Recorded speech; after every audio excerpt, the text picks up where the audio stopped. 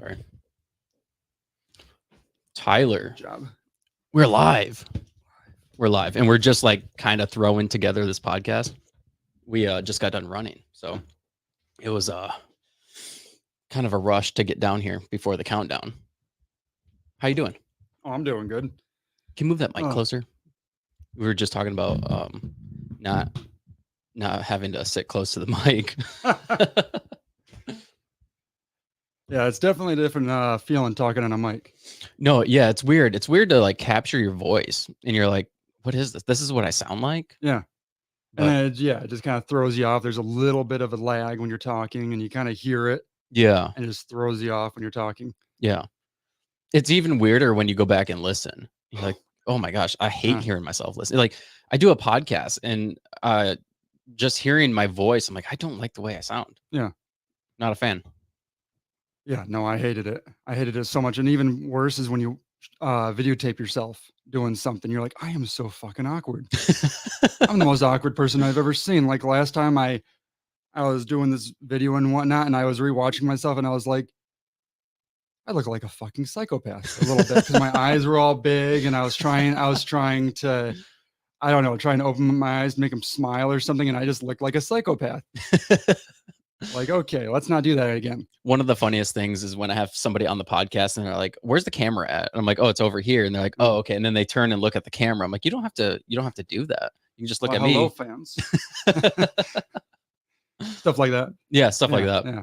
Yeah. So yeah, I just like to have them there. I don't even focus on them. I just like to have them there to just capture the moment. Mm-hmm. But dude, this morning was fun. Oh, it was a good one. It was a 6 mile run, I guess, for all the viewers that didn't exactly join us on the run. You gave me a good idea about possibly running with the people that I have on the podcast, or like or given that opportunity. So possibly having like some sort of experience that somebody could sign up for. Oh, that'd be kind of cool. Yeah. So like I was thinking while I was in the shower before this podcast was maybe I should, because I'm building that cold plunge, maybe I should offer some sort of experience where somebody could, when they do the podcast, we go for a run and then we do a cold plunge and then we do the podcast. Now it reminds me of that there's that guy Jordan, he's in Detroit or something. He does like daily cold plunges and has like some motivational quote afterwards. He's on Instagram or whatever. But yeah, I actually watch him because I guess it's the consistency that I always like to watch, is someone that's willing to be consistent every single day. Yeah, it's like he was doing it and the cold plunge is always like 1 degree. Oh my god. And he does it for like 3 to 8 minutes or whatever. Holy cow. And he does it in a cold plunge or outside. Yeah, so it's like he has to actually like break open the ice and whatnot, and then he gets in and he doesn't show the entire clip because that'd be boring, but he like, yeah, you'll see the timer and it's like, yeah, and he has little motivational quotes, so he'll just have like an entire spiel or whatever while he's in the cold plunge. Wow. Yeah. So yeah, I mean, that's something you kind of have to do when you're in the cold plunge, is talk. Yeah. At least for me, because it's like, have you ever done a cold plunge? No, I always just do cold showers every day. Okay. I mean, even those are brutal. How do you manage to get through them? Do you focus on breathing? You have to focus on breathing. You just jump in. You got to just keep on getting the cold parts on every part of the body and just, you just move around, or do you time? No, do you time?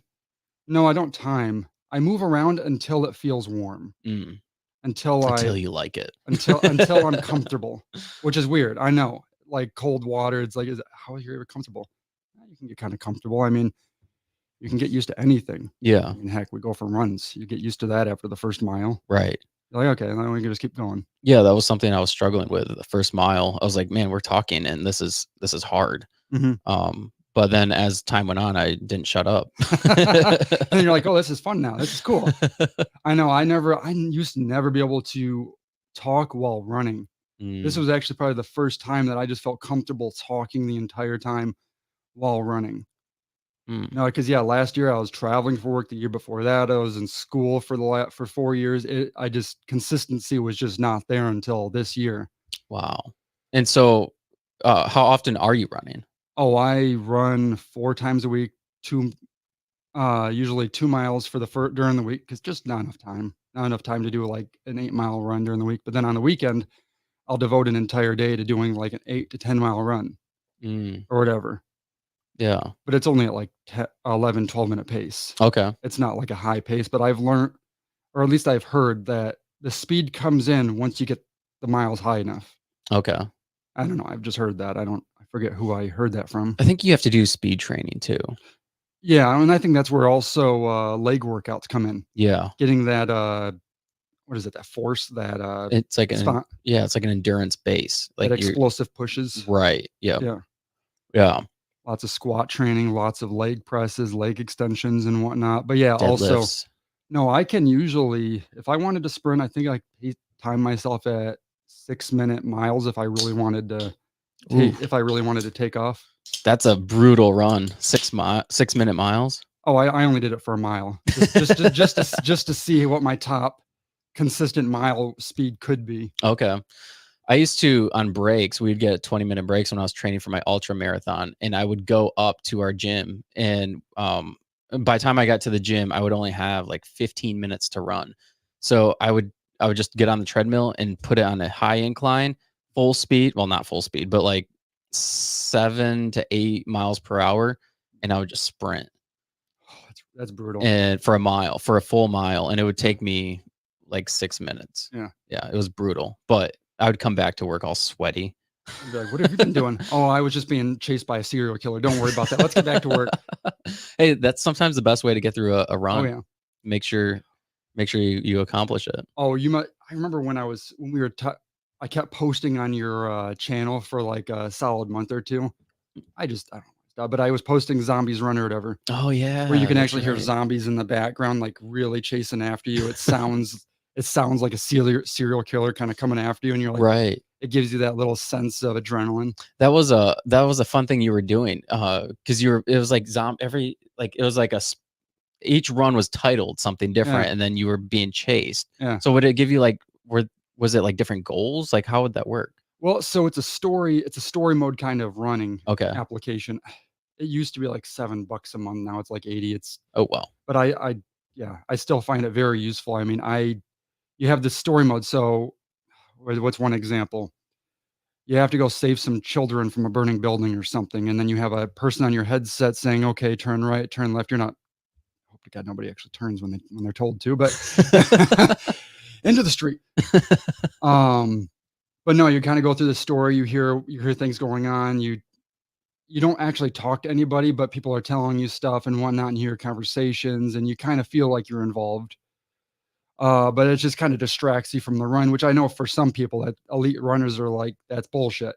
You can't be distracted. The run Mm, is" they're like purist or whatever with running. right. Can't have Yeah. headphones in, can't have this in, which is great. I think at some point you need to have that kinda mental fortitude when you're on those 26, 50-mile runs Yeah. to be able to do it without anything I because your think headphones will die. yeah, absolutely. When I run long runs like that, when I did my marathon, Mhm. I had my headphones, but I didn't use them. Mm. I was playing music, but I couldn't focus. I couldn't focus on the music. It wasn't something that was going to help me get through it, and I realized that, like, pretty quickly, so I just turned it off, and then I just focused on my breathing and my pace and everything Yeah. else. Yeah, it was Yeah, yeah, like, I think after 5 miles, you kinda just you stop listening to the music, you're just kind of mm, focused on just getting through it. the next half mile, the next quarter mile, the next turn or whatever, you're just focused on that. Right. Yeah, it takes a different kind of mindset. Yeah. But, I mean, I guess it also depends on, like, what you want to accomplish. Like, if you're just running just to run or just for the joy of running or just for just getting some exercise, there's nothing wrong with listening to music or a No. podcast or whatever.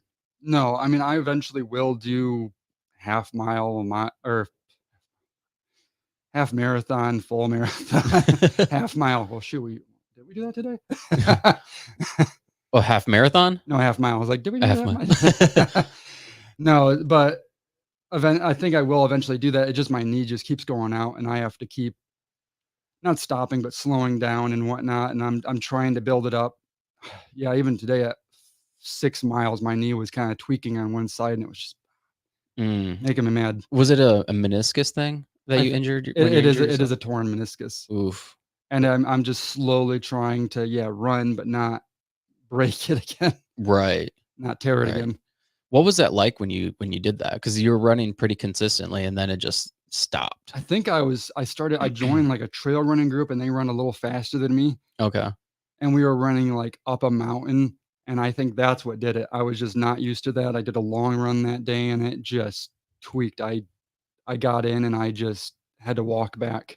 Wow. I got halfway through and I was just like, "Oh my god, this hurts." Wow. Because I just pushed it for a mile, then my knee would hurt and I would have to slow back down, and I pushed it for a mile, then I would have to walk, and it was just a bad day. And then after that, you just had to rehab it, right? Yeah, I rehabbed it, did lots of strength training, lots of squats, lots of leg extension. I think the biggest thing though that I did was doing lots of stairs. So at work, I work on the 9th floor. Instead of taking the elevator, I take the stairs up.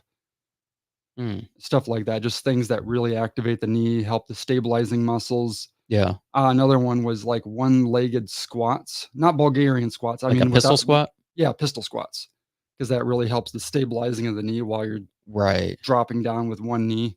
Have you ever followed the knees over toes guy? I don't think I followed him. You should follow him. Okay. He has a workout program specifically for the knees because he was a basketball player that got injured, Mm, and he developed this program for people that had knee injuries. yeah. And yeah, now he's like this incredible athlete. But So what kind of things does he usually subscribe? like one of the things is what do they call it? It's some sort of like Russian. I can't remember the name of it, but Romanian deadlift? no. So like what you do is you have your knees like your. I wish I could just do it and people could see. You could do Um, it. I don't see why you couldn't. all right, so I'm gonna do it. Stand on your chair. I, No, I'm I kidding. don't think I'm I could do it on kidding. my chair. Let me sit and lay on the table. Let's see him fall. So when you're doing it, I know the audience can't really see. Let me move the camera. Here, you want me to hold it? No, it's mounted. Oh, okay. So when you're down, you're kind of down like this. Yeah. So yeah, I guess I'll narrow it. So he's on his knees. And then you come down and you spring up. So dropping back to about a 30-degree angle Yo, between your knees. That's like one of the things. Another thing is like walking backwards. Oh, yeah, I like that on the treadmill. People think you look so weird. They're like, "What are you doing?" Well, I'm just trying to help your lower back. Yeah. So walking backwards is another one. And then sled pulls and pushes and Those are really good. things like that.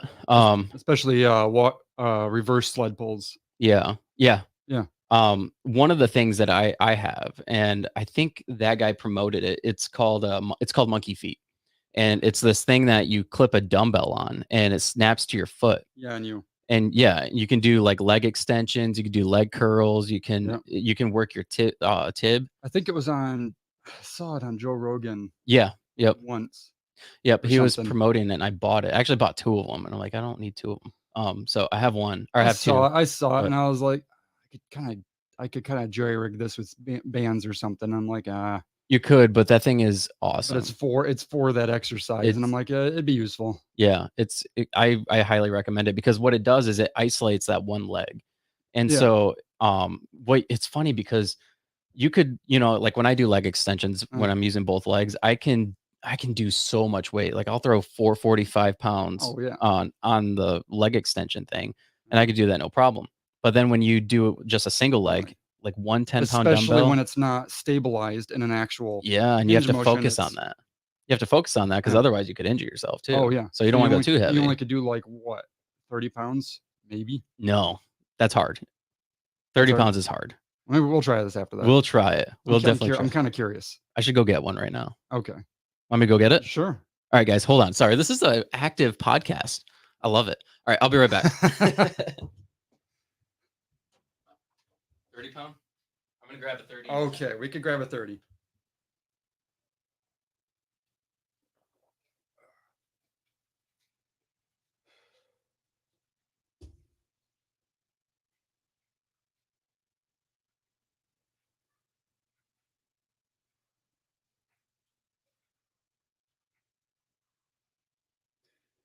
Yeah, cold showers definitely work. I love a good cold shower. All right, so. Okay, so. So you're curious if I could do it at 30? I know you're not going to be able to do it at 30. Let's try. So the audience can see. Okay. All right. So See if I can. Shoot. So you clipped it on your foot. Audience is probably like, this is so boring. They're like, well, no, actually, I find this kind of stuff more interesting when the people are actually doing something. And shoot, I haven't done this before, so it's kind of neat watching somebody else do something that they've never done before. And I should probably. Did we ever do an introduction? Okay, so for the podcast, Yeah. no, we didn't. Somebody said you're good. I forgot to mention. So before you clip that on your foot, you actually have to mention something. You have to clip in the weight. It's gonna break my leg. No, you're good. You just take it off and you clip in the dumbbell, and then then you fully snap it. I see what you're going after here. So take off the weight, throw it at David. Someone's on the treadmill. Hell yeah, get after it. That's sweet. They better be on the treadmill. Cardio's everything. Can't do anything without cardio. All right. So what you do is it folds open. I love how this is like a free advertisement for Monkey Feet. We'll call them up and say, hey, you owe us some money. Yeah. So you clip that in. All right. We're going to do the extremely hard. So he's doing a 30-pound dumbbell right now. Because I'm insane and I love to hurt myself. Because that's just, yeah. Apparently I have a hole in my mouth. You have a hole in your mouth? Yeah, I took a sip of my drink and went everywhere. All over. So how tight is it supposed to be? You don't want it to be incredibly tight, but tight enough to where it's not loose on your foot, like flopping around. So try it. That's still tight. Okay. Oh, I see. You can do that. Yep. So it reminds me of like an old skate, like a rollerblade. Yeah. So it clips in like a rollerblade, which is nice because it's easy to take on and off. Okay, what am I supposed to do? So try to do a leg extension. All right, let me lock the chair in so I can sew like that. Yep.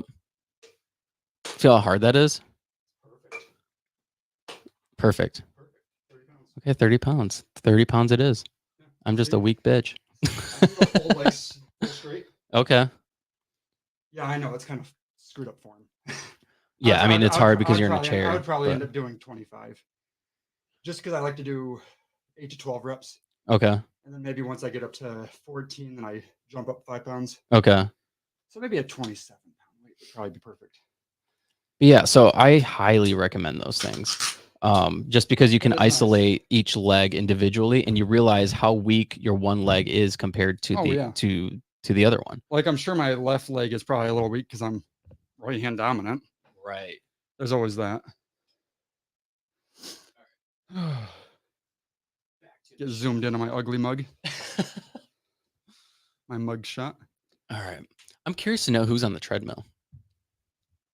Probably David Goggins. Oh, that would be sweet. But yeah, so yeah, I highly recommend those because it helps strengthen each leg individually. And then you can do so many different workouts with it. You can do the leg extension, you could do leg curls, you could do like the side kicks. I'd be kind of afraid about leg curls laying down in your back and hooking that on. Isaiah, get after it, Isaiah. Isaiah's a guy I work with. Ah, hell yeah. That's nice. Hopefully it's a 10-mile run. I don't know. Let us know how far you're running.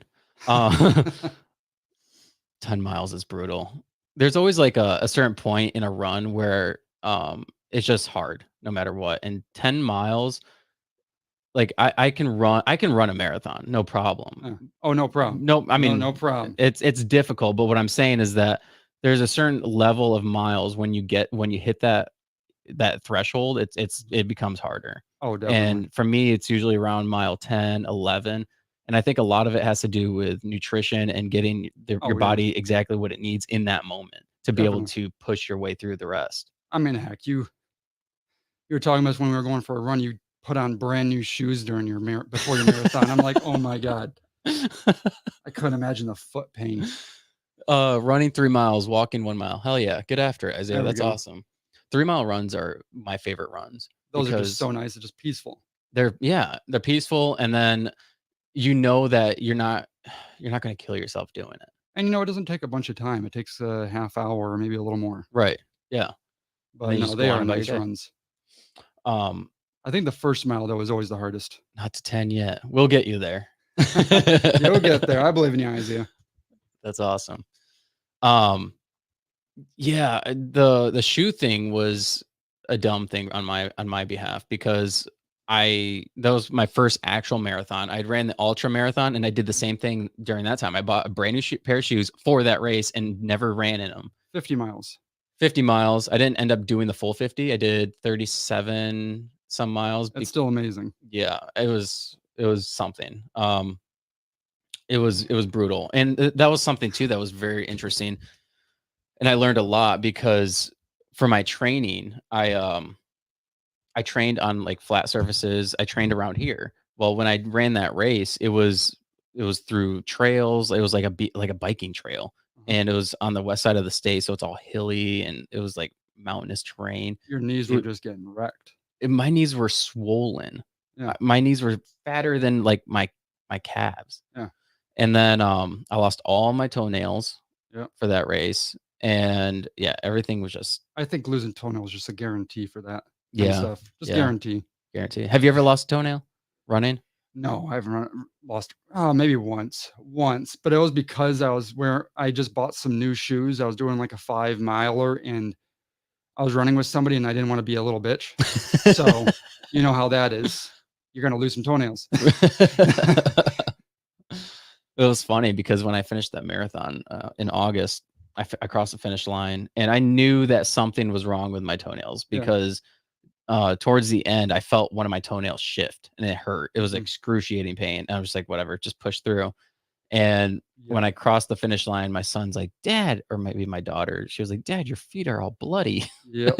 You don't even realize until you're done and you look down and you take off your shoes and you're like, oh, that sucks. I didn't even want to look at it. That's like, gonna hurt later. Yep. It did. I couldn't walk for like the next day or two. I mean, I could walk, but it was painful. Definitely. Yeah. Did you want something to drink? Oh yeah, we could do a 10 o'clock shot. Yeah, why not? 10:30 shot. Got some whiskey. We did a hard part of the day. All right. What is this? Screwball? What? Oh, I just saw Screwball over there. Oh yeah, so that's a peanut butter whiskey. Do you want that? No, you could do that one. Okay, so this is. Get out the gun. Yes, the AR-15 filled with American honey whiskey, wild turkey. Ooh. It's sweet. It's really good. Nice stuff. I love it. All right. I just saw that. I assume someone gave that to you. My wife bought it for me for my birthday. That was nice. Yeah. Getting into the whiskeys nowadays. What's that? Getting into doing more whiskey nowadays. Yes. I know it's such a nice little drink just to have in the middle of the day or at night. At night, yeah. I don't drink that often. Like the only time I drink is really on the podcast, and I did it like one other time within the last 6 months. So yeah, I only do. Maybe I'll make myself a whiskey sour on the weekend. Okay, that's about it. What kind of whiskey do you typically drink? I was just given a bottle like a year ago, and I still haven't gone through it. I don't drink very, very much. Oh jeez. Yeah, I don't know. I'm not much of a drinker. Well, here, cheers. Cheers. Cheers for the new year. Ooh, that is nice. It's so good. It goes down so well. So Isaiah's on the treadmill, and we're over here drinking. It's like apple juice. Yeah. It tastes like apple juice, basically. It's honey. Yeah. Yeah. Oh, that's nice. Yeah, I don't know. The last time I drank a lot, I got really drunk, and I think it was for my birthday. Yeah. And we went to Grand Rapids. We went to a piano bar, and it was. Have you ever been to a piano bar? I think once. It's a lot of fun. Yeah. And you can very easily get drunk very quickly. That is nice. Yeah, the last thing I did was surprisingly wine tastings can actually get you pretty drunk. Yeah. We went to a so I live in San Antonio for everybody that doesn't know. And yeah, we went down up to Fredericksburg and above San Antonio, and they have like 30 different grape wine farms and whatnot. We went to like 5 of them, and after the second one, we were just sloshed. The second one, actually, one guy just kept. It's wine tasting, so you're supposed to only have like maybe a little bit of wine in there. Yeah. he kept pouring us full glasses for wine tastings. So we paid like $25 and we were getting like 10 glasses of wine. Wow. And so we were just done. Did you get like a headache from that? No. And I have never got hungover. Really? No, never. Let's test that. Go for it. I do gotta drive, so you're gonna have to send it back with me, and I'll send you a picture of me drinking it. I'll order you an Uber. Oh, there we go. That'd be an expensive Uber. I need to go to Lake Odessa after this. Oh boy. Yeah. Well, that'd be a long drive. That would be a long drive. For Could you imagine sitting in the back of an Uber for that long? Oh my god. I have done it before. Yeah. No, because last year I used to travel all the time. So I'd have to take Ubers all the time, and I'd be in the Uber for like an hour sometimes. What is your most awkward Uber ride? Oh, I've actually never. It's funny. Every Uber ride, I can actually start up a conversation, and the person will just talk for like the whole time. Usually, that would be. I think that would be a cool podcast. Somebody who's an Uber driver, just having random people come in. What is that game show that used to be in a taxi? Yeah, it'd be Deal or No Deal.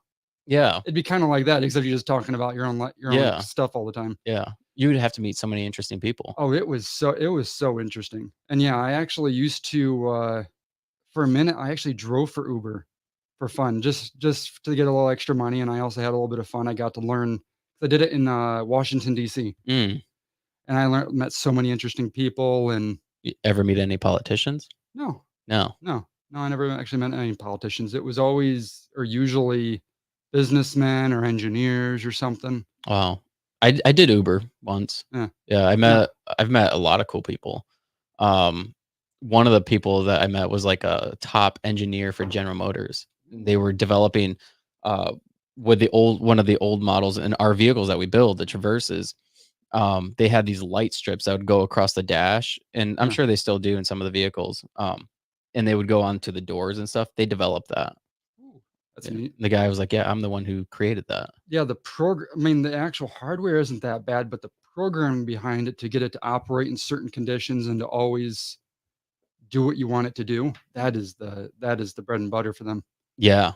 The programming. For Uber? Or no, for the lights. For the lights.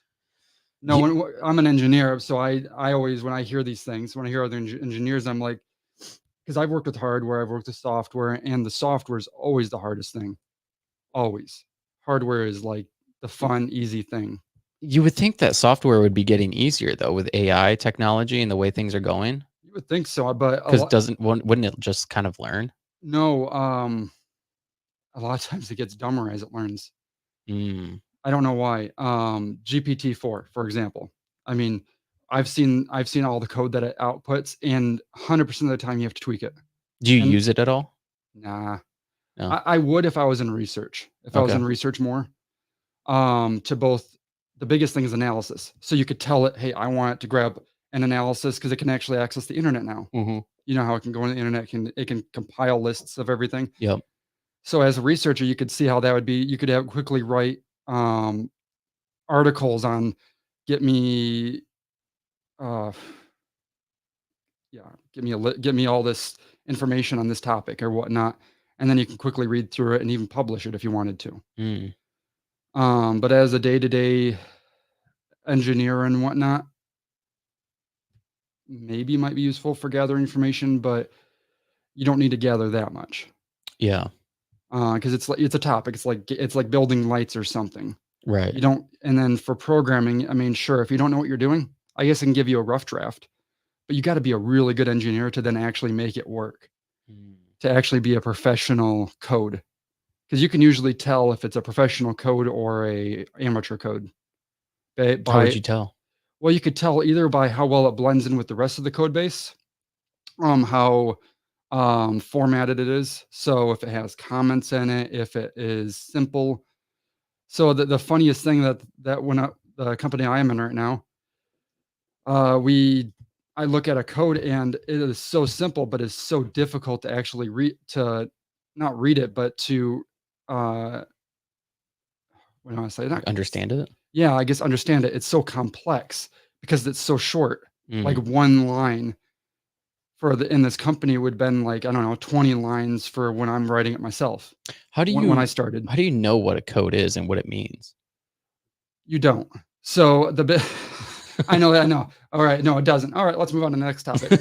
No. The biggest thing when to know how to code means is, yeah, if someone freaking comments on it, like usually puts some type of, so a comment, for anybody who doesn't know, is a line in code that isn't read by the code. It's only for humans. I don't know if that makes sense. Okay. So it's it's like a line of text. Okay. A line of text. Right. So it has some characters before it that tells the code, don't read this. But then it would have some text for the actual reviewer to look at, to actually read, to see what it does. Oh, Now, okay. really good code bases and whatnot has that line of text before a code that kind of tells the person that's reading it, okay, this is what it does. This code controls this function. So how do you create a code? So how do you create a code? Well, I mean, you got to have an idea for what you want it to do. Usually, I'll kind of rough draft what I want it to do, and then you got to do lots of research. So you have to see how it fits into the code. So the biggest thing with code is, data. You have to figure out how the user inputs gets into the system. The system does something with the user inputs that you want it to do. Implement a time. I don't know, for an example, make it 10 o'clock or something. So the user says, hey, I want this to be 10 o'clock. The code has to do something to the computer. I'm just going to say a black box. I don't know how everybody does it a little bit differently. And also every language, you got Python, C++, and whatnot. Every language does it differently a little bit. But the general idea is the user tells it what to do. The computer has to store the information, pull it back out, do something with it, and then display it to the user. Python and C++, those are like AI technologies, right? Or they have AI technologies? AI technologies are built with them. Okay. So the reason I say that is because Python, C++, JavaScript, they're all technologies that were built before AI. But AI itself is just an idea, is a construct or whatever, is a candle. Right. Like, sure, there's wax in here. You can use wax for a ton of different things, for building statues and whatnot. But in this case, it's a candle. Right. So that's what AI is. It's just code using this code base to build this thing. And so you said, and AI is very simple for the most part, unless you get into neural networks, like Neuralink or something like that. Neuralink is a technology. So AI is like GPT-4, is an advanced AI, something that will take in information. So I guess what makes a really good AI is it being able to learn. So machine learning. That's where AI really gets fun and dangerous.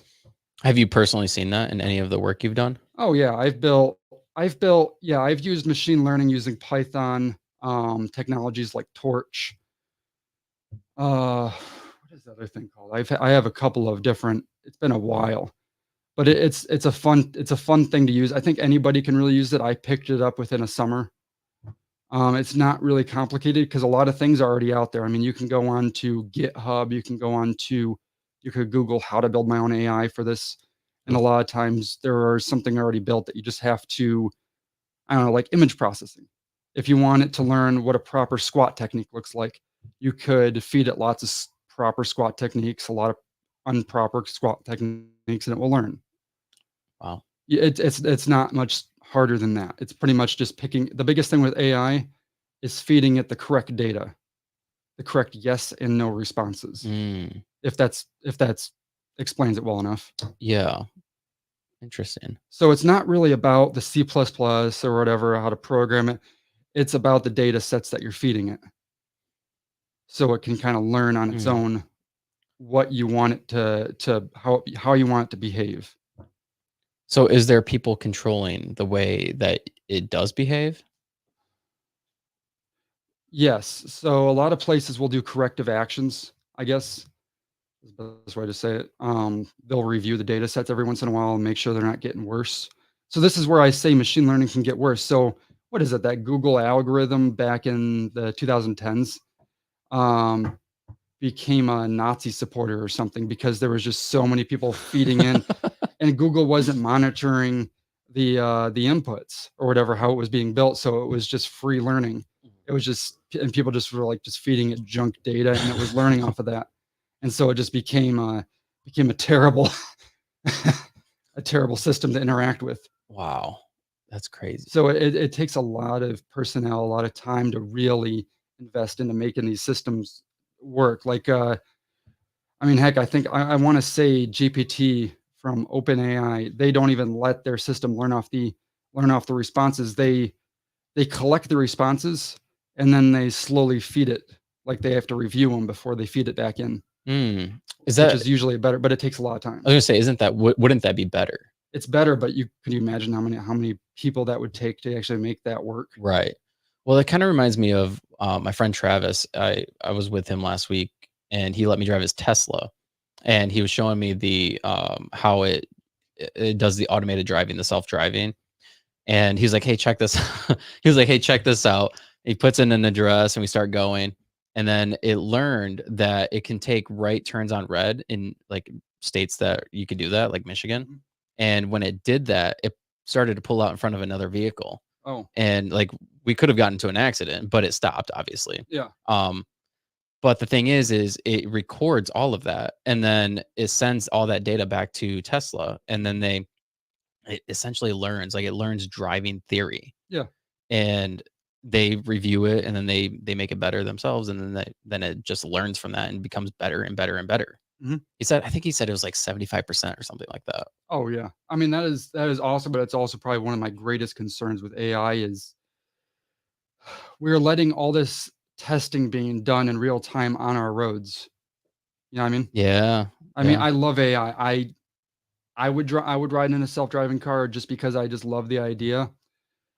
But at the same time, I mean, we're letting the experiments being done in real time on the roads with humans. I mean, it's definitely a good and bad thing. I mean, But I mean, you could say that, but then you think about the people that are driving around in vehicles that don't have any sort of smart capability, as far as like maybe like for instance, I have the Toyota, and that thing has all the capabilities of staying in its own lane. It has mhm, sensors. It tells you when you're about to ram into another vehicle. It'll stop you. yep, And so it's not like self-driving, but it does like have those capabilities very close. very close. And so having that makes the driving experience better, but there's people driving around in vehicles that don't have any of that, and they're No, playing on their phones, they're distracted. oh, So definitely. I would almost argue that that's almost more dangerous N than having a vehicle that is oh, learning. no, this is where I get into, yeah, there's both sides. But yeah, I do agree that the AI is going to be at the end of the day safer than an actual Right. uh Like heck, especially a new driver that gets distracted on their phone or and whatnot, I have an or even an older driver. right. I mean, I have an '08 Grand Prix, and that thing is a dumb vehicle compared to the other vehicle. Like, Yeah. and what was funny is I was telling my friend Travis, I texted him the next day after he let me drive the Tesla. I was like, dude, this thing is sweet. Mm. But it was funny because I drove the Tesla, and then the next day I went in to work some overtime to drive vehicles, and we are driving brand new vehicles that we Yeah. build, and I'm like, these things are dumb. These are some dumb vehicles. Yeah. Like what are we doing? No, But I agree. No, I think the biggest thing though for me is it's fine in Michigan, it's fine in the Midwest. I worry about mountainous areas, mm, yeah, hilly areas. I mean, they're testing in San Francisco, which I think is great because that's probably the worst case scenario. San Francisco. Yeah, Yeah. those huge hills. I mean, I read or I listened to one podcast. I think that was doing Google's has like 100 taxis, driverless taxis driving around San Francisco. Oh, Yeah, it's impressive. They had wow. reporters get in and out and just apparently they just drive like old people. They just drive super slow and I'm like, I guess I would rather it like that. You kind of know what to expect and your people around them know what to expect of them. They're not gonna quickly swerve or whatnot. They're just kind of going about their business slowly, carefully, which Right. is usually the best case scenario, I think, for And the they AIs. stop when there's any risk whatsoever. They just stop.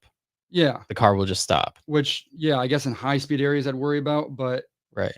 I guess on city streets I'd be kind of fine with because usually what 30 miles an hour, Right.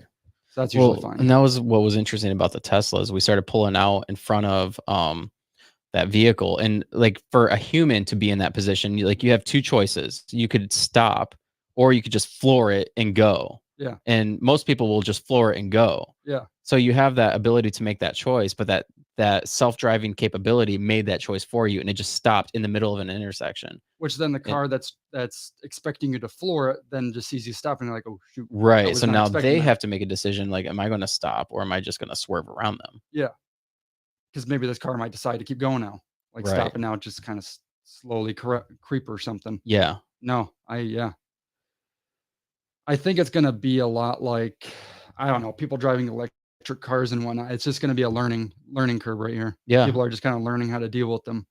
Absolutely. I mean, they're not gonna go away. I do not foresee. They shouldn't go away. No, they shouldn't. I No. don't foresee. I mean, I would love to get in my car and go on a road trip and just kinda play board games or whatever with somebody while Have you're. you seen those self-driving vehicles? They're like shuttles or like taxis where you can Yeah. like just sit in them, and they have like a table set up, Ooh, and you're sitting in the that's pretty cool. back and you can just like play games and drink and So you're stuff. kinda like on a train or something at Yeah. that point. Yeah. Yeah. No, I It's like crazy. those. I mean, it always reminds me of like movies like I, Robot or something where Mhm. you see convoys of just self-driving cars. Oh my gosh. It would just make our roads so much more efficient. I don't think we would have congestion anymore.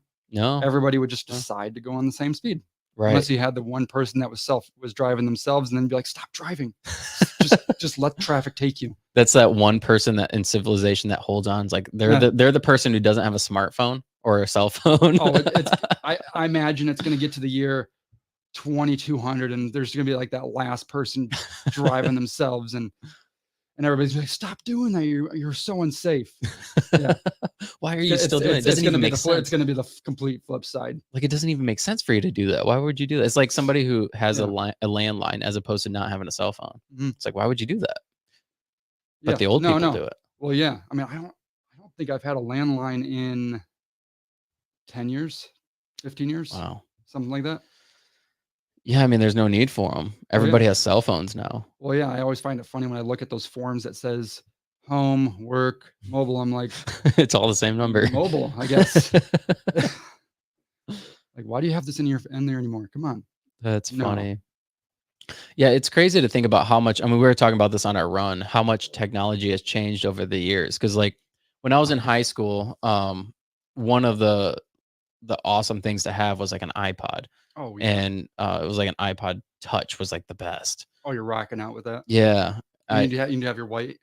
yeah, the white headphones that Yeah. came with it. Yeah, Oh man, you were just like the coolest kid in school. you were like, oh, bro, you have an I iPod? know. Yeah, No, it and was cool. you like stole all the music from LimeWire. Yeah. Yeah, yeah. Pirated it all. You have it all on there. People are like, "Oh my god, you have 2,000 songs on there? You must be so rich." Because I think back then you had to pay for each song. Yeah, you did. If you were going through Apple or something, you had to pay for each song. Because I remember doing that. But you could convert it, which was sweet. Yeah. So like you would download it from LimeWire, and then you Yep. would upload it as a MP3 file to iTunes. Yep. And then I would go through the extra work to find the actual cover art for each song, and I would Yep. upload it to that song. So then when you had it, your iPod Nano or whatever, it would show. So it looked like a Oh legit yeah, song. I did have an iPod Nano, those little squares. Yeah. I did have one of those. I think I said I didn't, but no, I Wait, remember talking about the little one? the little one. That's a shuffle. Oh, it's a shuffle. Yeah. Did it have a On that. screen? No, it didn't have a screen. Yeah. Okay. Yeah. So that's the shuffle. Oh, okay. I don't know. I thought Nano was like the small one. Yeah. So if you had the You know. shuffle, you were poor, and if you had the Nano. Oh, okay. So yeah, I was cool. But no, I love using that little thing. I would go on runs when I was younger, and yeah, that was just so awesome. If you think about it, that's probably one of the best ways to run. Like if you want to run with audio, like if you could have a device like that, I mean, I guess you kind of have that with your watches now. Yep. But like if you could have a little device like that to where you don't have to worry about bringing your phone, and you could just have a Bluetooth headset, that would be so ideal. Yeah, I'm trying to. Yeah, I guess your watch for the most part does that, but I mean, most of the time I put my phone on my arm, and that's about it. Yeah. I just throw mine in my pocket. Yeah, I'm always afraid it's gonna fall out. Yeah. You're on a run. You're like, and then you lose the audio. Oh wait, where's it at? It's way back there. Oh shoot. But no, yeah, no. Technology has definitely changed over the years, but I think it's gotten. I just don't know how it's gonna get so much better though. That's my only thought is, you know how you keep thinking technology is gonna keep going better and better and better. Yeah. I don't know how it's gonna get much better. I mean, I don't really want to work with a hologram on a computer as a computer. You know what I Right. mean? Well, I don't think it's going that way. What I'm thinking, so I was listening to a podcast the other day with Rogan, and he was talking about he had these people on who work for OpenAI, Yeah. and they were talking about how what's interesting about our technology versus like the way the rest of the world is going, or at least our Mm-hmm. country, is that we're like we have the technology of gods, but we have the infrastructure of like like old times, like Yeah. like Romans or essentially, whatever. yeah. And so like I think the way it's going to start going is that technology is going to start seeping into those different industries and those, and then we'll eventually be living in this advanced civilization I mean, heck, you go of some into sort. I any. mean, you see like Neuralink, for instance, Oh like they're man, curing things now that'd with be. technology. I could just imagine instead of going to a computer interface, I guess I can imagine you just kind of think about what you want to build, how you want to interact with the computer, and it just kind of it pulls that information up and then it feeds it back to you, just straight human computer interaction, like without an actual screen. Right, without having to have a device to look it up. Yeah. So the information just kind of comes to you. Is that a good thing? That's what I Oh want to know. no, no, I can imagine. I can imagine a hacker. What would be the funniest thing? What's one of those weird, those funny songs that you see in memes that like Mhm. I can imagine a hacker just like forcing everybody to listen to the most catchiest song Oh, that they can right, imagine or something, just some right. screwy thing. It'd be kinda like, one of those TikTok challenges Yeah. where everybody's like, "Oh, we need to do that," like the Tide Yeah. Tide Pod. Oh my god. I Oh, don't know, like, I guess, like, my biggest concern about something like that is, like, even with, like, the self-driving vehicles is what is the protection, the level of protection you have when you agree to use one of those things? Because, like, when you have a cell phone, anybody can hack into it, yeah. and, I mean, technology's it's so easy for people to hack into any account that you have. But I think anybody that agrees to use technology kind of accepts the inherent risk that someone's going to be able, I mean, of course there's going to be protections. There's going to be the IT fields. There's going to be hundreds of people working in security.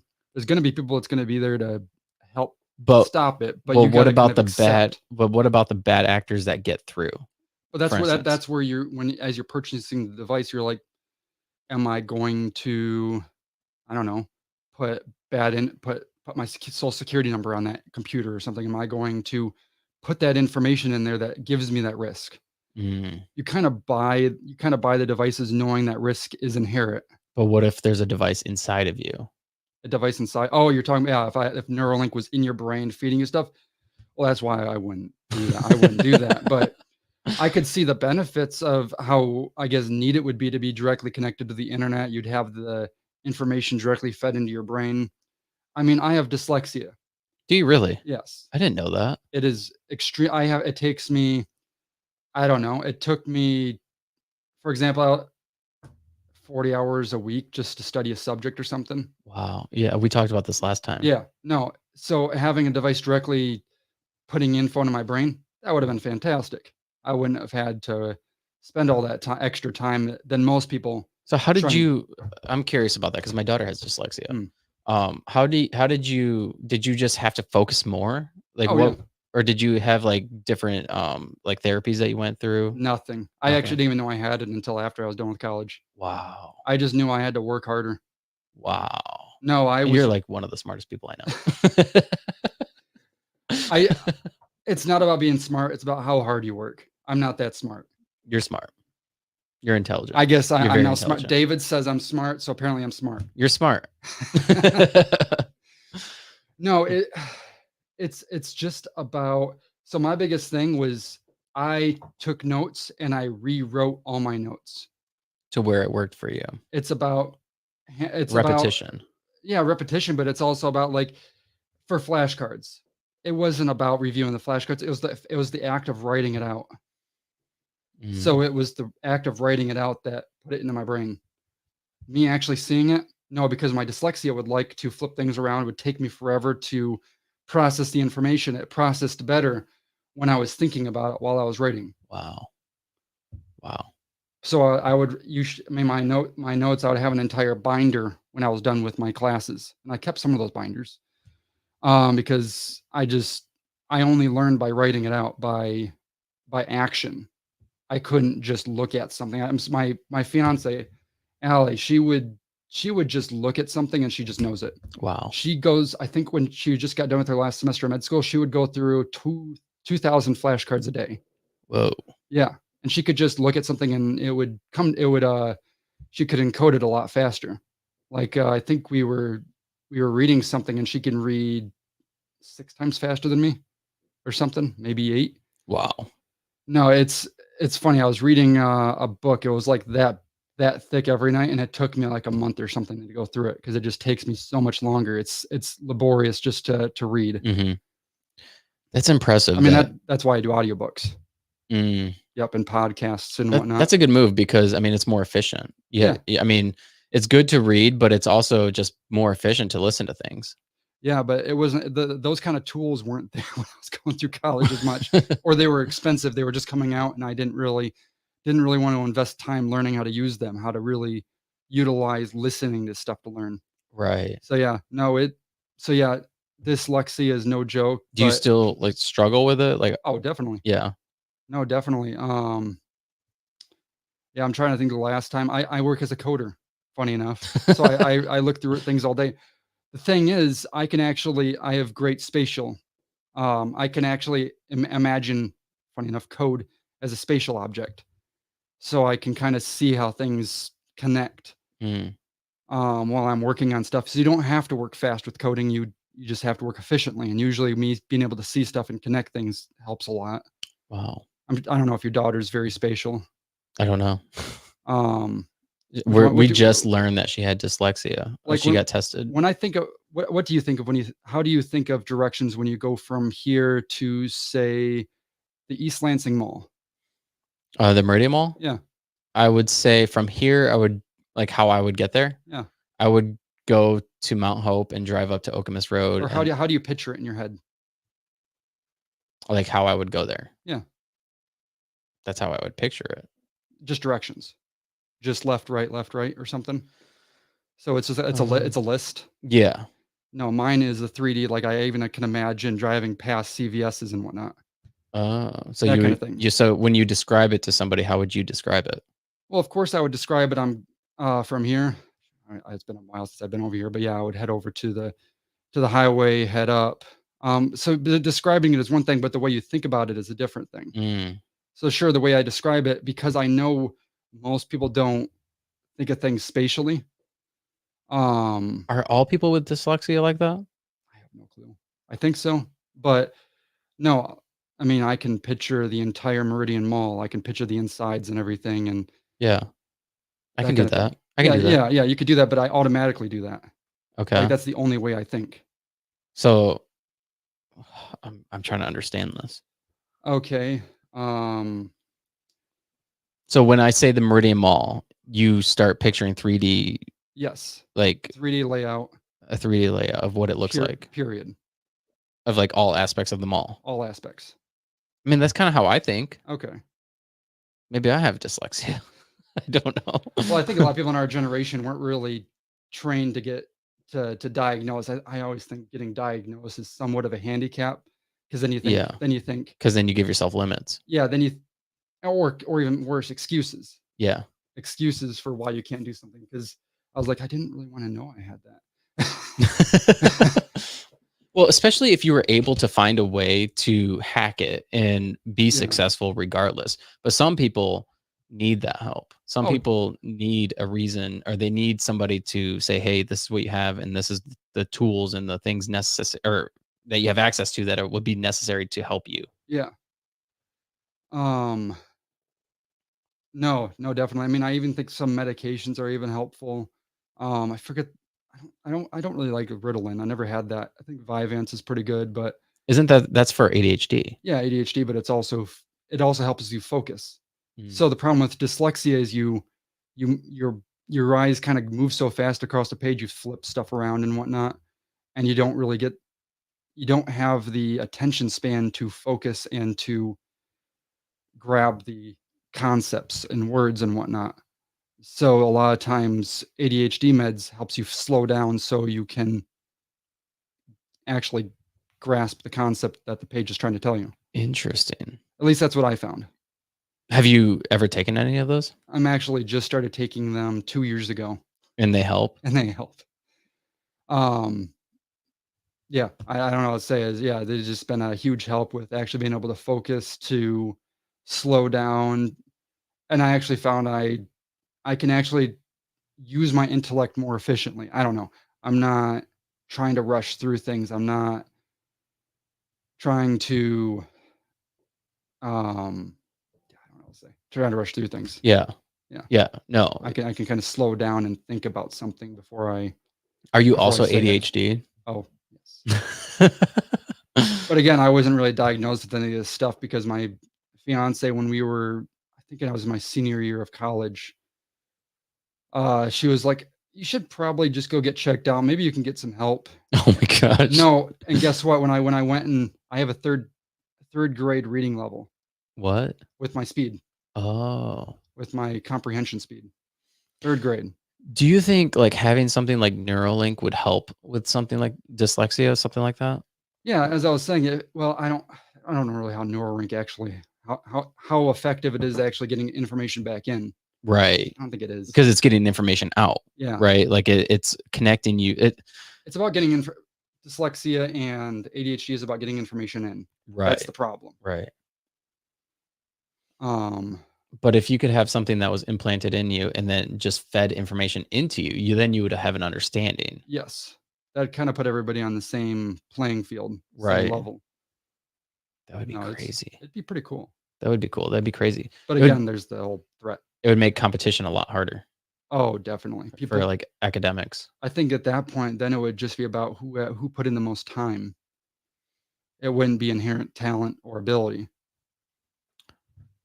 Oh my gosh. You would actually see who's the hard worker, which I think would be good. That would be good because yeah, now you have an even playing field and it's like now you eliminated the ability of somebody being not smart enough, Mhm. but now it's based on your efforts Yeah, and your merit. and sure, some people are just gonna be talented. Like, Right. the way they grow up, they inherently have worked with this kinda stuff. They I mean, it's just like, bodybuilding or working out or something. Someone who's squatted all their childhood obviously could walk into the gym Right. Or and start. biologics even. Yeah, and just yeah, they would outperform everybody for a very long time. Right. The people that haven't been doing it would have to work a whole lot harder just to catch up. Or they might not even catch up. They Or they might might not even catch up if the right. person's just working that hard. If the person consistently always puts in more, just as much time or more than everybody else, yeah, of course they're gonna get further. Right. But I think inherently, yeah, if you're able to get that information directly into you, it would definitely level the playing field because it's good. I think medication is good and it's needed by a lot of people, but it'd be great if it wasn't needed. Right. No, absolutely. I mean, because there's so many different side effects of it and so many terrible things happen from people that are on medication. Oh, definitely. But I don't ever want to say that it's a crutch. I mean, some people just genuinely need it Yeah, to absolutely. live day to day. And I don't want to ever put any type of stigmatism on them for that because it's hard. They've had a hard lifetime to live with this stuff, and that medication is helping them being put on the same playing field as everybody else. Yeah. I mean, I don't envy anybody that had to do what I had to do and just dog through it. I remember in the last podcast you had talked about like you would stay up till like 3 in the morning studying. Oh, all And too often. I didn't realize at that time that you had dyslexia. So you were just studying just so you could just understand. Oh, yeah. No, a lot of classes I would. So the funny thing with dyslexia is you'll be really good with math. Four-pointed calculus, no problem. You could do math, no problem.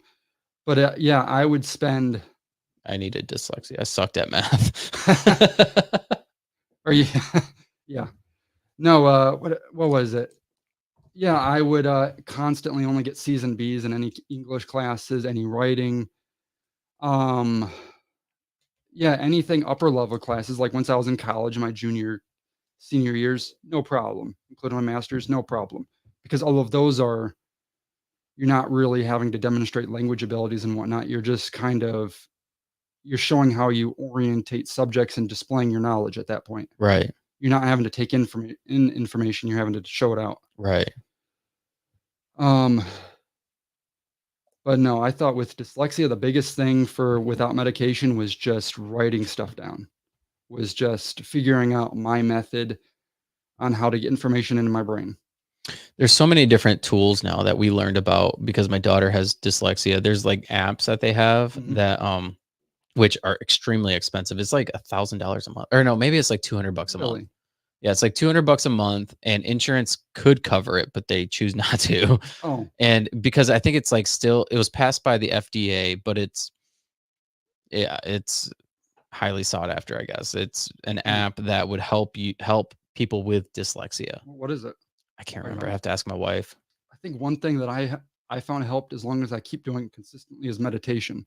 So Mm, I would use interesting. the Calm app.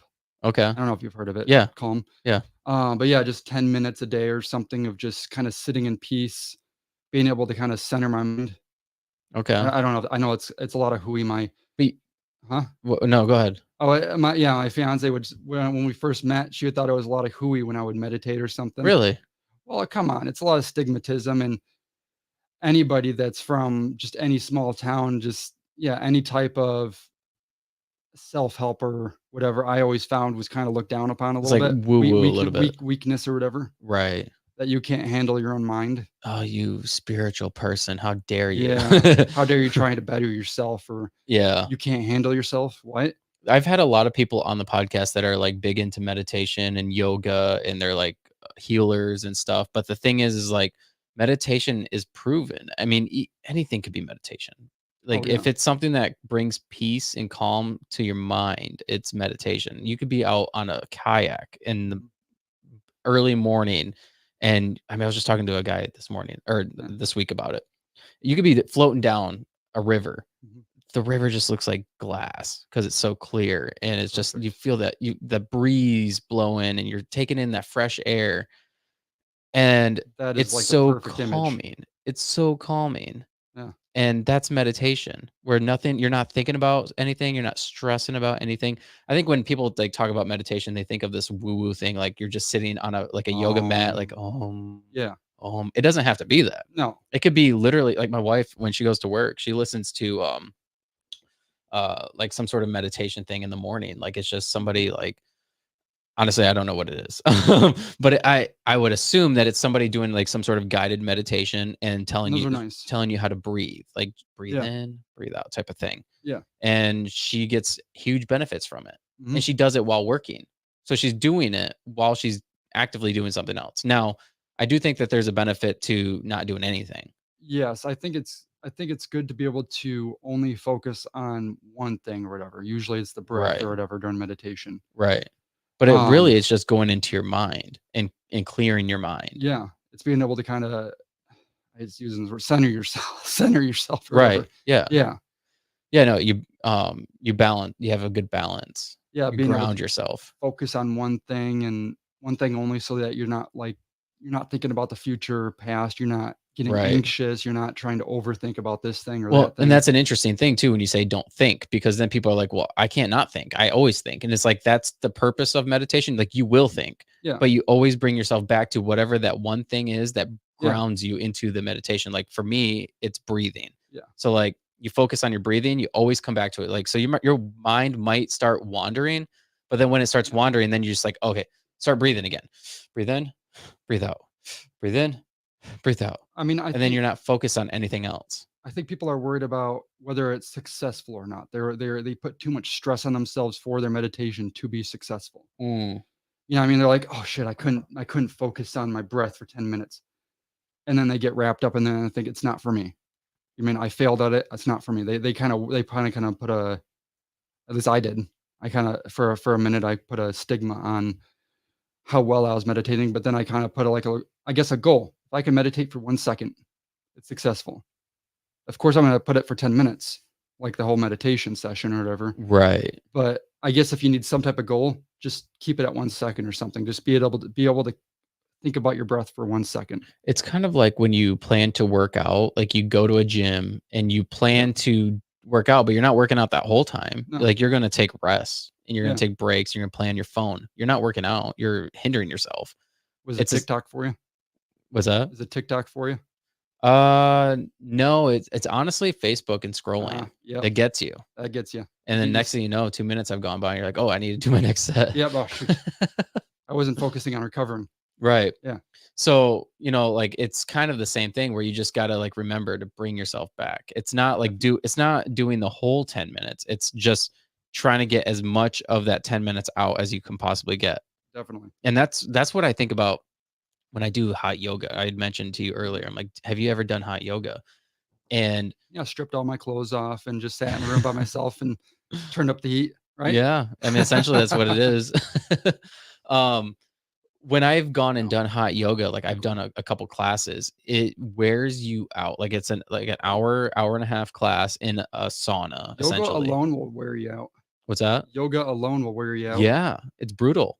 And so when you're done with it, they usually do some sort of guided meditation afterwards. And afterwards, you're just like your mind doesn't wander. You're focused only on your breathing and recovering. And it's one of the most amazing feelings you can possibly get. And it sounds like this Mm, woo-woo thing, but like when the first time I ever did hot yoga, I was tripping. The guy was like doing this guided meditation. You're hot, you're laying on a mat afterwards. yeah. Your eyes are closed. You could hear little music in the background. And I was picturing that I was on a mat or I was on a beach on the sand. I could feel the sand. I could feel the sun rays hitting my body. I could hear the waves crashing. Oh, definitely. And then it only lasted a couple seconds and I snapped out of it. I The was most like, peaceful moment it you could was possibly have. so peaceful. And it was like, whoa, what was that? Kind of reminds me of without the adrenaline, like a cold plunge. Yeah. Like all you could think about is the cold. I mean, the whole Mhm. purpose of meditation is thinking about the here and now, whether it's Right. the breath, whether it's the sound of nature around you, or if someone could somehow focus on silence, I guess silence. I'd be pretty impressed if someone could just focus on silence. But yeah, I think a cold plunge is kind of a good taking a cold shower or whatever is probably a good equivalent to meditation. I think it's a form of meditation Yeah, because you definitely focus on whatever it is that gets you through that moment. You're in definitely. the moment Yeah, and you cannot focus on anything else. You're not thinking about, "Oh, I got to go here later. Or I got to yeah, go run this errand later. I got to go do this. I got to go to work." You don't think about any of that. You're yep, not worried about anything but just getting through that shitty yeah, situation. yeah. I think we were talking about this earlier. I thought it was hilarious. Is the common person would look at our lives as like, oh shoot, you're just trying. You go for runs. Well, that's freaking sucks. You go work out once a day or whatever, and you hurt yourself. Well, why were you doing that? Oh, how can you make your life any worse? Oh, you go take cold plunges. What is wrong with you? Why would you want to do that? Why are you putting yourself through so much pain? But And yeah, it's just about trying to better yourself and just kind of getting your mind in the right state. I think it's needed. I It's really definitely do. needed. I think it's needed because and that's one thing, like, I realize in myself is when I'm not disciplined and I just fall off the wagon, I'm not running, I'm not doing cold showers, or I'm not working out like I should be, I fall off my diet. That's when like, seasonal depression, that's when, like, all these different Mhm. stress, anxiety, that's when all those things start to seep in, and then Yeah, your life just becomes this, like, perpetuating spiral of, like, doomness. It's just like it's not good. And so that's where I think like doing hard things is important. oh yeah. I think you need to start the day by doing something hard every single day. I Yeah. mean, I guess the worst case scenario, you could look at it like, how could my day get any worse? Well, that's what we were talking about with the cold Yeah. plunge or cold showers is like that's more than likely the hardest thing you'll do Oh, that definitely. day. I don't know. My morning runs or whatever, or workouts or whatever I do in the morning, that's usually the hardest thing. Really?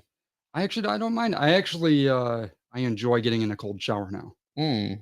I don't know why. You do it for so long, you're like, you kinda look forward to it almost. So you're ready for the next step. You're ready for a cold plunge. Oh, yeah, I'm saving up the money right now to g the bit it's easy to get the bin or whatever, the Yeah. hard part is to actually get so I live in down San Antonio, so it's 70 degrees out right now. That's So I need to get an actual, an ice cool or a cooler, a right. water cooler, Right. and those things cost, if you wanna get a good one, 400, $500. Yeah. And yeah, I can get one for, um, 300, but they'll only drop it down to, like, 15 degrees. I want it down to, like, 8. 8 degrees? Oh, yeah. 8 Whoa. Celsius. Whoa. Oh, okay. I think it's 8 yeah, 8 degree yeah, So what would 8 degrees Celsius be in Fahrenheit? 8 degrees Celsius, well, let's see, 8 plus what is it? 8 times 1.8, so I'm just gonna times by 2, 16, thir 40s, 52. 52 degrees. Yeah. Okay. Well, that's possible. That's totally possible. Maybe it's more like 46 because of, yeah. So I'll show you when we're done, but I'm building a cold plunge right now, and the chiller that I have goes down to 40 degrees. That's nice. And yeah, it's nice. And so I went and did this place in Grand Rapids. You could do this experience. It's a sauna, and they call it fire and ice. It's a sauna and a cold plunge. I've seen those kind of places. It's pretty freaking cool. Yeah. And so the cold plunge was at 50 degrees, and it's cold. It's really cold. Perfect. I would say it's perfect, but you just got to do it longer to get the same benefits. So, I don't remember where I was going with that, but what I wanted to say is that if that's something you want to do, I could totally help you. Oh yeah, no, I just have to get the equipment. That's all. Yeah. Actually, right now I'm building a patio in my backyard. Oh, cool. So I want That's to. perfect. Well, you know what? The one thing you don't think about as much when you move down to Texas, Heat. there's tons of poisonous things. Ah. You know, black widows, scorpions. I actually found a scorpion. I found snakes and whatnot. There's rattlers. My neighbors told me about that are in the area, and oh my gosh, it's those things. I don't really want to step on one in the morning or find one in my cold plunge. So I have to make sure I have to get it all. Make sure it's. I would think if it landed in the cold plunge, it'd probably die. I would hope so, but I don't want to. I don't want to open it up in the morning when it's dark out and whatnot, and get in and there's a water snake or something in there, and I'm like, oh no. Yeah, no, snakes are the worst. I don't mind snakes. It's the spiders that I am afraid of. They have poisonous spiders down there. Oh, lots of them. How big are they? I don't know. I think I saw they were like that big, so you don't even see them. Oh my gosh. I guess that's the worst. I don't mind tarantulas. At least they're only a little poisonous. I guess I could make it to the ER and whatnot, but no, I'm afraid of the little things that you can't really see. Like I just put in so they had I just bought a house. They had the under the stairs closed off, and I was kind of afraid of breaking through the wall. Because I was like, I don't know what I'm gonna find back here.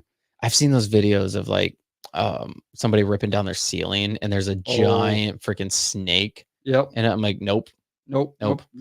What's crazy is, so like my kids make fun of me because I'm terrified of snakes. I hate snakes. And it doesn't matter. Okay. It doesn't matter what size snake it is. It could be a little gardener snake. And I'm like, nope, don't want to see it. I know that it can't hurt me. I know that. Yeah. I just don't like them. And so I think this is where my fear of snakes came in, is when I was a kid. I lived in Florida, and they have giant snakes down there. And so my brother and I were walking home from school one day, and we're walking down this alleyway behind our house, and there was a giant freaking snake. And it was probably as long as this room. The alleyway was kind of small, but it was like as wide as this room. And so we're walking down, and I see this thing. I go to step over, and I thought it was like a log or something, and it moved. And I was like, that's a snake. And so I started crying. I started backing up, and I ran the opposite way. And ever since then, I hated snakes. Oh, I don't blame you. If you ran into one of those things when you were little, you're like, okay. Now my perception of that might be slightly off because I was younger. Yeah, but it's still a big snake. But it was a big snake. It was still big. It doesn't matter how long or thick it was. It was like, I mean, from my memory, it was like that big. Yeah. That could eat me. Now, do we need to do like a survivor thing where we throw you in a pit of snakes? Absolutely not. And that will solve your fear? Absolutely not. Oh, man. So today we're going to throw David in a pit of snakes. We're going to see how he reacts. It might be a good move to overcome that fear. No, I think it would just make it worse. It might make it worse. I'd probably freak out, honestly. You would see like a ramen, you'd think of snakes, and you're like, nope, not in ramen anymore. No, I don't think, because I'm afraid of spiders. So if you threw me in a room full of tarantulas, that even if they weren't poisonous, you had them all like defanged or whatever, yeah, that wouldn't be a good day for me. Yeah, I'm not terrified of spiders. I don't like spiders. I'm not a fan, but I'm not terrified. Oh, I'll pick one up if I have to. But yeah, snakes, I have no problem. I'll pick them up. No problem. That's wild. I actually picked one up in Texas. Thank God I was a gardener. I wasn't even thinking, because I love picking up snakes. Because the gardeners here, you could pick up any snake, even if it's like a blue racer. You don't have to really kill you. Right. What is the most poisonous snake in Michigan? Is there a poisonous one? I thought a blue racer was. That's like a water snake, right? Something. Yeah, I thought they were kind of poisonous. Okay. But I don't think they can kill you. you're just gonna get a little sick. I don't want to find out. No, I don't want to find it either. But no, I picked one up in Texas. And thank God it was a gardener, but I picked it up and I was like, oh shit, I'm in Texas. So I threw it. And I don't think it was poisonous, but I was like, I could have gotten myself hurt there because that wouldn't have been fun. It's crazy, like when you grow up in one place and you just, especially Michigan, because you don't really have to worry about too much. Nothing. I mean, everything that's dangerous for you dies for the most part. But then when you go to like a southern state, you have to worry about a lot of things. Yeah. No, I'm constantly now thinking about, because I go on runs now, and so I'm always now worried about rattlers or something. Now, of course, most animals, even poisonous animals, do not want to harm you. Yeah. They don't want to be near you. They want to be far away from you. Yeah. So if you come in their direction, they'll try to get away. Have you ever seen the videos of the people running in like Colorado? Like they'll be on a trail and then like a mountain lion comes. Well, they have a territory. Mountain lions. Yeah. Yeah. Mountain lions, bears, and whatnot. So they're just trying to protect their territory. Yeah. At that point, so you're in their space. Yeah. And they feel cornered. Yeah. They feel cornered even though they're not cornered. There's so many crazy videos of that where like people are shooting back at them. Oh, that is just crazy. No, yeah, I've seen bears. I've seen grizzly bear videos of people just kind of. What is the recent one? The guy opening up his tent and there's a grizzly bear right out there, and he's like, yeah, no. He closed it back up like it's gonna do anything. Apparently didn't. The bear didn't attack him, but because I think a lot of animals have, like, if they can't see you, you're not there anymore. Right. But still, or they have to figure out how to get to you. Or have to figure out how to get to you. I'm like, oh my God, that'd be so terrifying. I mean, could you imagine if that bear was really hungry? He probably would have gotten that person. He would have found a way. Oh yeah, he would have smelled it, and he would have tried to get to them. It would have been a very bad day. I don't think that video would have been released. I know that unless the family was really morbid there. Hey, look at this. This was really cool. He was even taking a video of this while it was happening. It's so crazy to think about. We live in such wild times where like you could literally video anything and it could become a viral sensation just like that. No, definitely. No, I'm trying to think of more stuff that's just wild. I wouldn't even imagine would be online, but I mean, there's a lot of things like people like in squirrel suits jumping off cliffs and stuff. Or one of the most craziest things is those people that the parkour people. That's what I was just thinking about. The skyrise high, like the skyscraper people. That's what I was just thinking about. Oh my gosh. I couldn't imagine. What is it? They just jumping from one ledge or even onto a little pole that's high up, and I'm just like, do you not value anything anymore? Or did you just give up on life? No, I definitely think those people have like a certain level of risk that they have to have in their life. Yeah, they just love adrenaline or something. I mean, I've gone skydiving and I think I said that last time or something. I don't remember, but I had a fear of heights, so I did that and didn't solve the fear of heights, but I like it now. I would go skydiving again. Would you? Yeah. I went skydiving a couple of years ago. What is it? Yeah, no, it was a blast. It was funny. It was our third date with me and Allie. Took her skydiving. Your third date? Yeah, and she loved it. She was just thinking, "Oh my God, if this guy's willing to go skydiving on the third date, what else are we gonna do in our life?" He's down for anything. Yeah. And I suggested it and signed us up. And then afterwards, funny enough, we went apple picking and then made apple pies. Oh wow! And it was how romantic. I don't think I could ever top that again. That was probably the most epic date I could ever have done. Like, took her out to dinner. We made apple pies, skydiving. Yeah, I don't know how else we could have done that. Here, let me share my screen.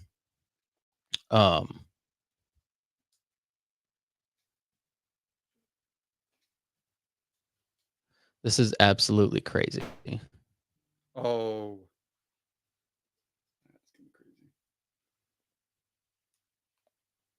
If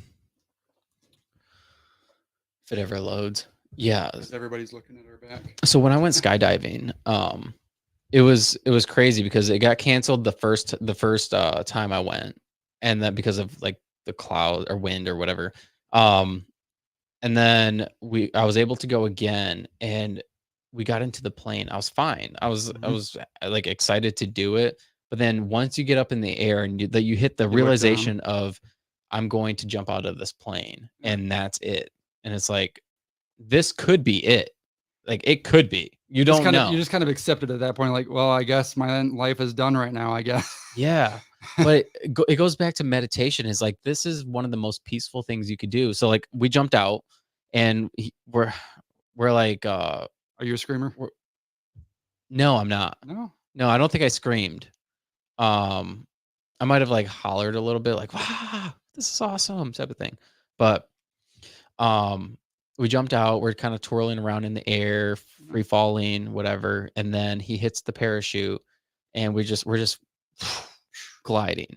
And you're just kind of floating around. And then that was one of the most peaceful things. And he's like, do you like like, yeah. Like, look at this. This dude.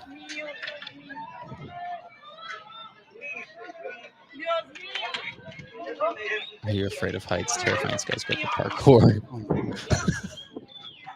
The dog's just like, hey, what's going on over here? A little popping ad. Yeah, so then he's like, do you like adrenaline? And he's like starts moving the parachute around and we just start spinning, spiraling towards the earth. Yes, that's a lot of fun. Look at this. Like, what? That I don't understand. Without any attachments or nothing. No. Just doing this and not. I just don't see the point. But it's adrenaline. People need the adrenaline rush. I mean, but in any wrong movie, life's just. And they don't have anybody that loves them. Apparently. To tell them not to do it. I don't know. Look at that.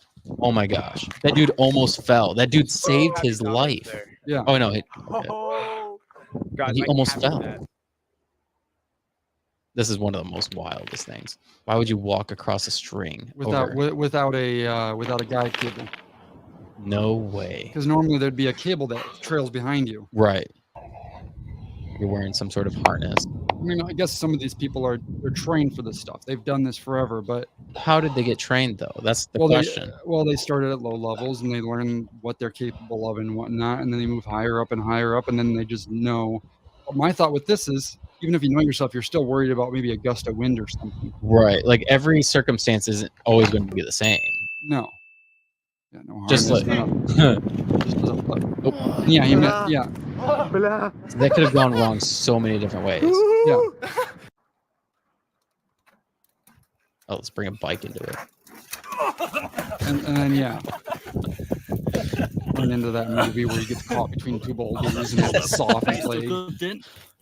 Yeah, this is crazy. So no, I think I have my Allie told me I had the highest pitched scream she's ever heard when I jumped out of a plane, and I was like, oh, that's fun. That's fun. Yeah. No, would you do it? So you would do it again? I would do it again. Yeah. No, definitely.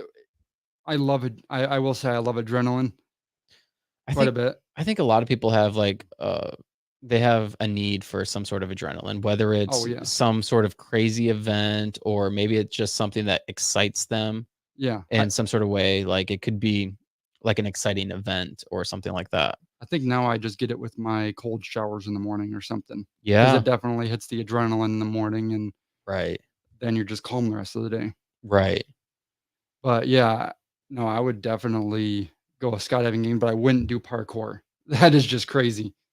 But I applaud those people because I guess they're just doing what they love. Yeah, I mean, who's to stop you? If you want to do that, go do it. Your grandma's sitting there, don't do it. It's like the Alex Honnold guy. Have you seen him? He free climbs mountains. I think I've read some type of TED talk with him or something. Okay. Because he did Yosemite without any harnesses or nothing. Yeah. Yeah, that guy's crazy. And he started from nothing. He wasn't even, I think he was in his 20s and he just decided, I'm going to start free climbing. Yeah. What the heck? But it's amazing. I mean, the consistency and the hard work that goes into them being able to do that. I mean, it's inspiring. Yeah, because you have to be so dialed in to that. It's like And they don't want to die. no, No. no, But they're so hardworking and consistent, and they want it so bad that they just go after it, and they get it, right. And they plan for it. They train and they for it. plan for it. Yeah, yeah. I mean, it's like anything, but it's amazing that there's people out there that are willing to do that, Yeah. which is crazy. Yeah, no, and, I mean, heck, we need those kind of people. I mean, you see jobs like having to climb up mile tall towers to change light bulbs and whatnot. Yeah, those are some of the most highest paying Yeah. jobs. Yeah, I know. I'm like, "Oh my god." I mean, I might do it for that kind of money, but I don't know if I'd be willing to do it consistently.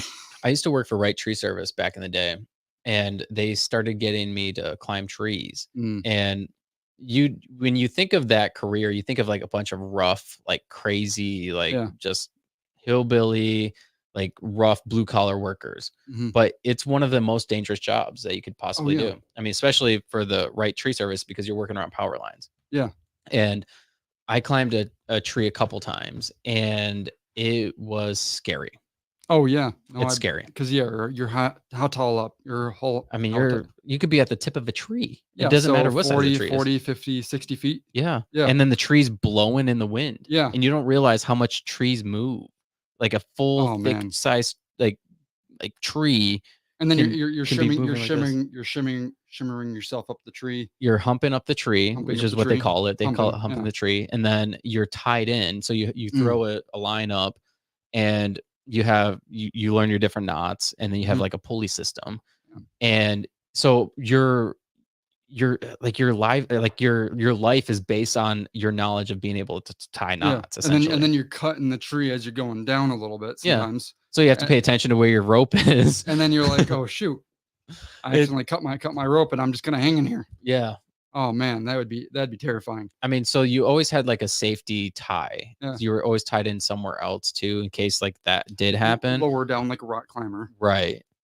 but But still you hit a couple of branches on the way down. It's okay. that's one of the most crazy careers to learn because the only way to learn is by doing it. Mhm, And the only way to learn all those different things is by doing it mhm. wrong Oh, yeah, or definitely. learning how to do it right and then just remembering. Or seeing another person doing it wrong, you're like, "Oh, I don't wanna do that. That looks like it hurt.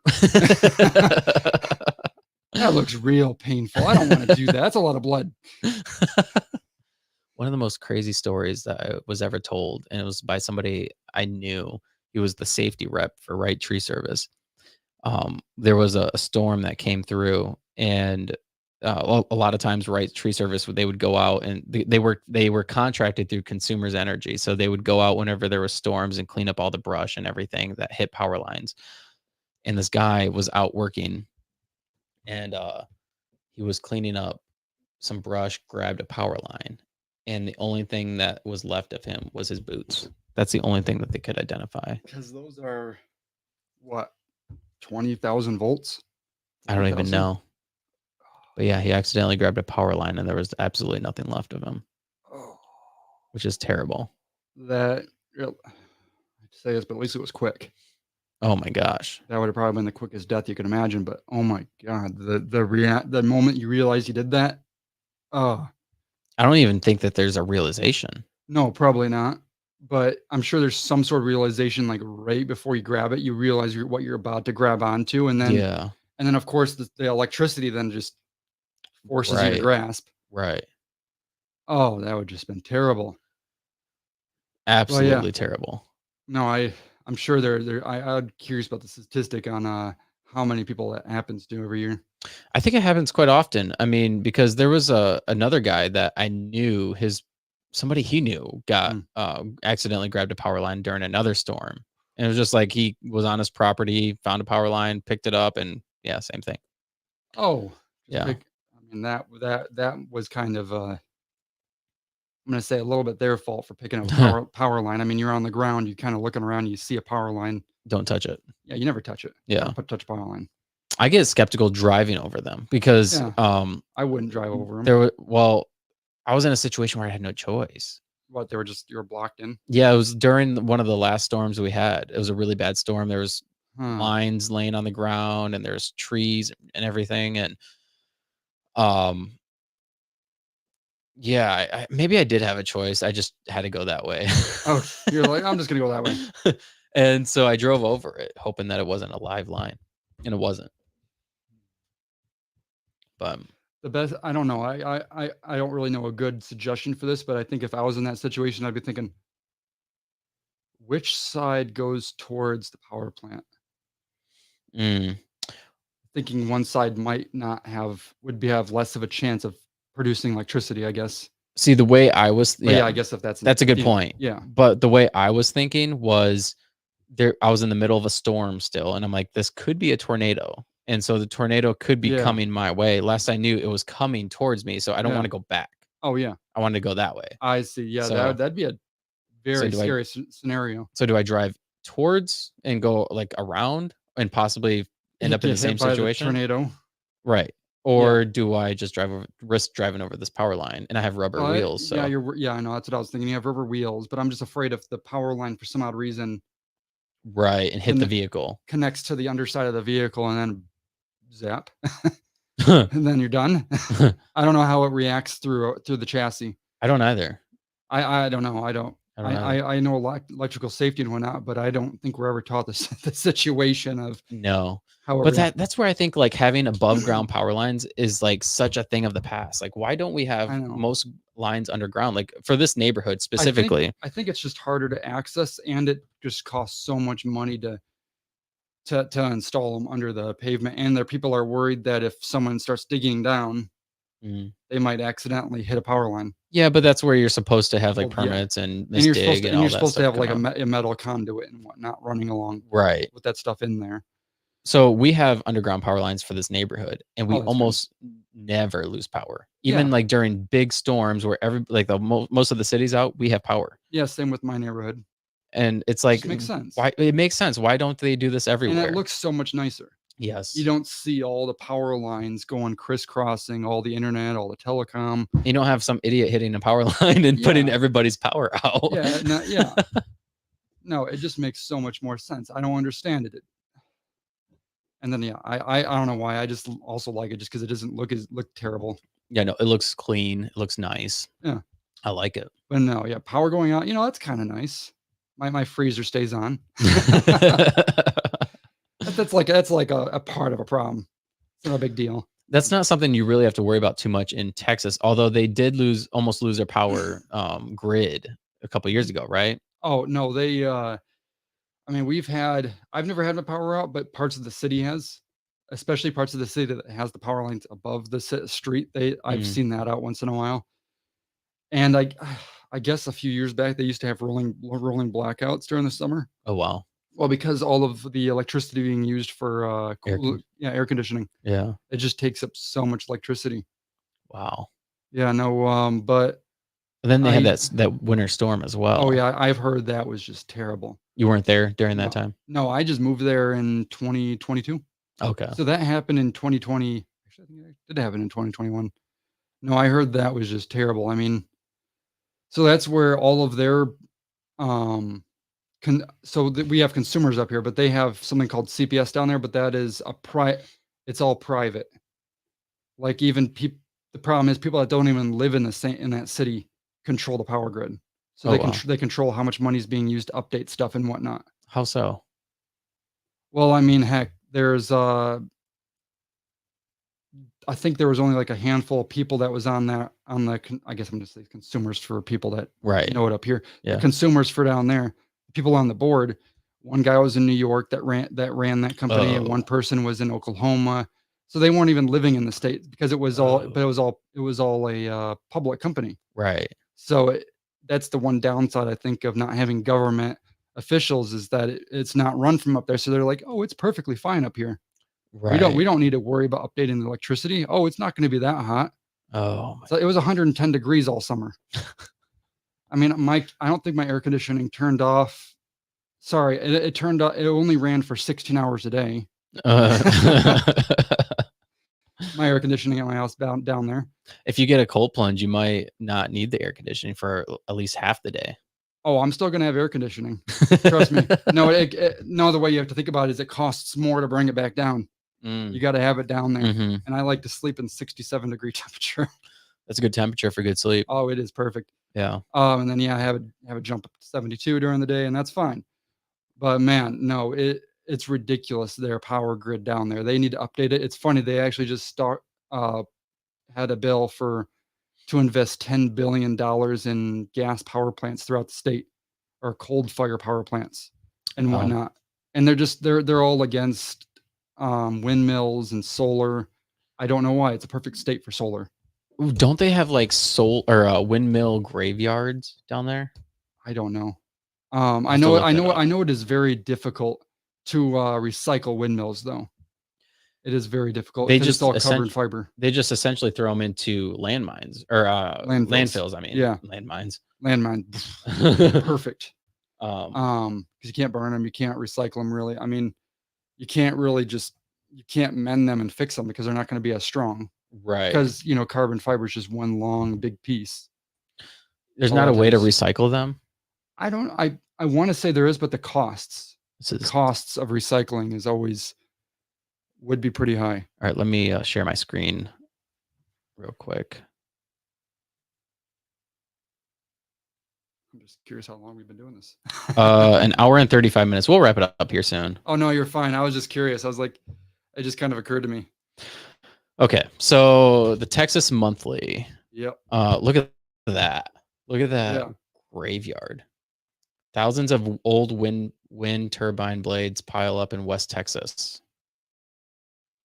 I mean, yeah, it's bad, but Okay, so this was update September 25th. General Electric filed a lawsuit last week claiming the global fiberglass solutions has failed to fulfill its promise to recycle thousands of blades. GE says it paid the company $16.9 million to recycle about 5,000 wind turbine blades, but that GFS instead stockpiled them at a facility in Sweetwater and Iowa. Only after GFS took millions of dollars from GE did GFS all but shut down its operations without recycling the blades. Reads that's the bad. complaint. Okay, so But what I see when I read this is I say $17 million to recycle 5,000 blades. How hard is it for GM to recycle cars and whatnot and batteries? Because they're starting to do that, I think. recycle. Yeah. What I'm thinking is $17 million is a drop in the bucket for that kind That's of not that much production. money. No, No. for that kind of for thousands and thousands of blades. Right. I mean, those things are huge. So every year since 1958, West Texas town of Sweetwater has hosted the world's largest rattlesnake roundup, which is exactly what it sounds like. Thousands of venomous, often, how do you say that? Ophadians? Ophadians I don't are know. rooted out of their dens and brought to the Nolan. What does this have to do with anything? I have no clue.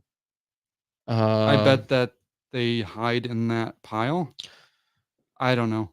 It's Okay, just so a big rattlesnake farm. somebody said it's just a hazard all the way around. Meyer said she worries about neighborhood children exploring the unfenced piles and says that the stagnant pools of water inside the blades breed swarms of mosquitoes. Matt Jackson, who works in a nearby Oh, I bet. warehouse, has other concerns. The piles create shaded nooks and crannies, perfect for Sweetwater unofficial mascot. It's just a big rattlesnake farm. Oh, okay. So the Yeah. water and all the crevices attract all these critters. No, I don't think the windmills themselves are a problem. I just think GE and whoever That's crazy the though. Look at that. Well, yeah, the Sweetwater was just being very corrupt and just taking the money and not doing anything. Or not Right. or just telling them that's not enough. You need like 50 million or $100 million to recycle all this. How would you recycle that? I don't know. I assume shredding it and reconstituting it into new blades. I don't know how fiberglass blades are actually built though. Is But there I'm- a different way that you can make them without fiberglass? I would assume so, but the thing is, fiberglass just might be the lightest and strongest material for this application and cheapest. Okay. I think that's just what it is. It's just cheap, light, and strong. That's why it's used for wind turbine blades. But I don't know the recycling process that's involved because what do you do with it? I don't know. Right. But I do think that in states like going back to the power solution for Texas, I mean, their power going out during the winter was just a problem because they just didn't have the capacity to deal with generating that much heat. I mean, they recently are starting to pay people to insulate their houses. Whoa. and whatnot. Well, it's good for cooling and heat. Right. It's pretty much just Yeah. stops the loss or gain of heat from a Right. house.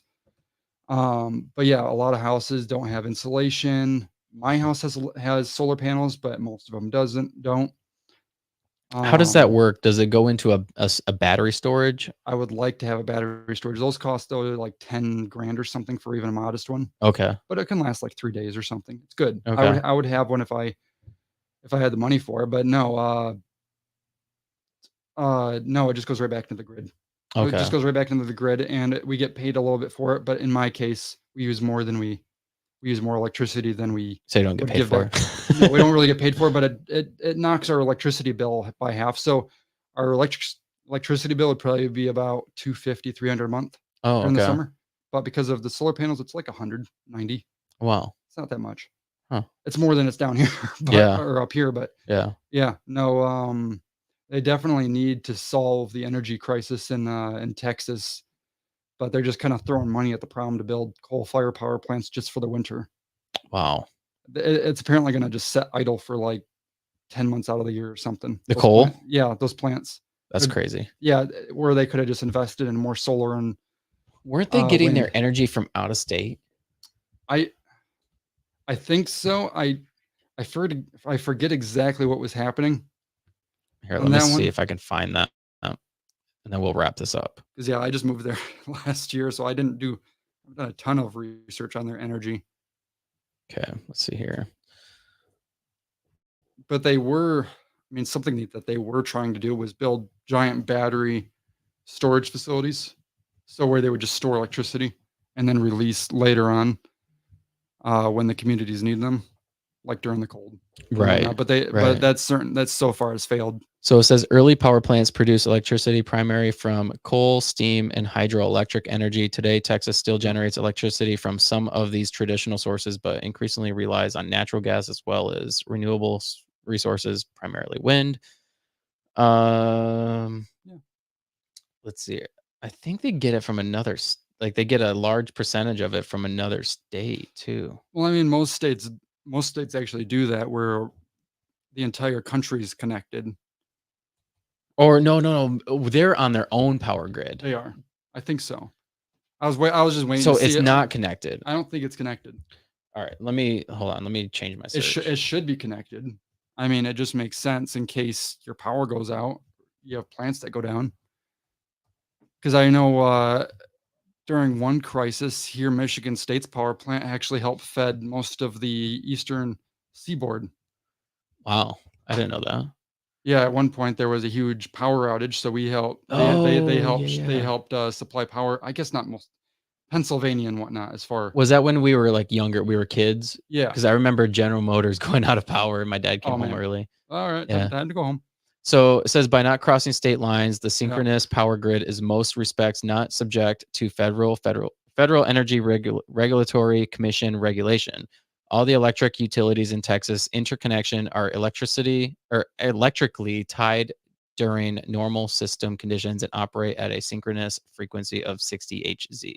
Yeah, which I think most of the country is 120 hertz or something. Wow. I forget. 80 hertz? I don't know. It's definitely different. It's been a while since I've studied that, but Texas yeah. is the only one of the contingent. I can't say that. Yeah. Contiguous 48 states, which its own standalone electricity grid. They Why? like to be special. Why is that? They just like to be special sometimes. They just want to be more free than everybody. Yeah, I guess. Which in that case means you don't have power at some points.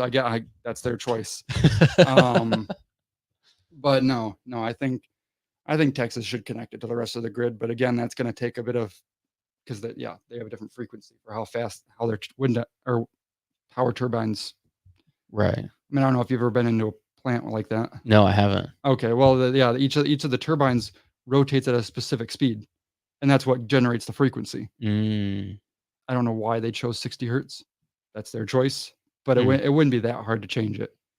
It would just be different plant operations, and how the heck do you slow them all down at the same time? Right.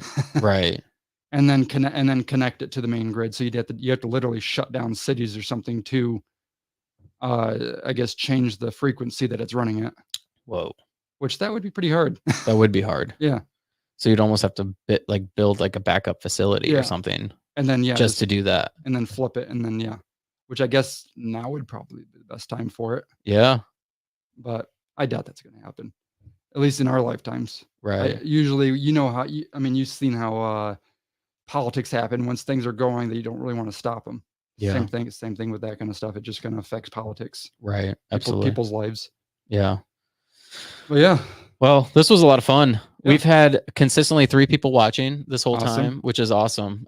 Thanks for watching, guys. This was a lot of fun. This is our Christmas episode.